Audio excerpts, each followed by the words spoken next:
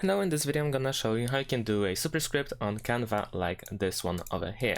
So let's start from the beginning. First of all, we need to create a text. So I'm gonna use a subheading as an example. I'm gonna name it company.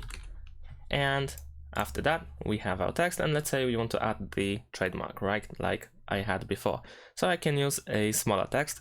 So I'm gonna create this one over here. I'm gonna write TM and then let's move it to the corner like so, let's say. And of course, if you want to, you can make it smaller. You can over here adjust the size of the font if needed, or if you want to, you can also make this font bigger. It's really up to you how you want to design it. And then if you want to, for instance, later on, move it together. So for instance, right now, if I move one, then of course the trademark stays, but we can do something like this.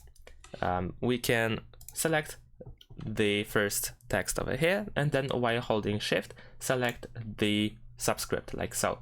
And then over here we can click group in order to have them all together. And now if I move it, then of course both of them move. And if I want to, I can also make it bigger or smaller if needed. Really easy.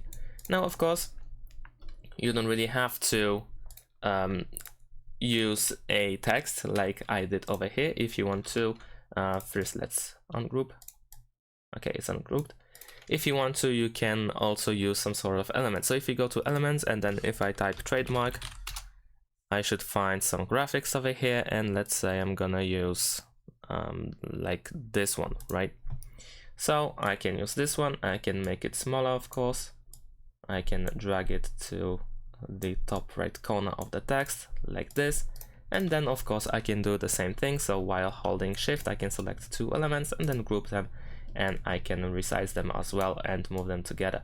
So this is how you can make a superscript.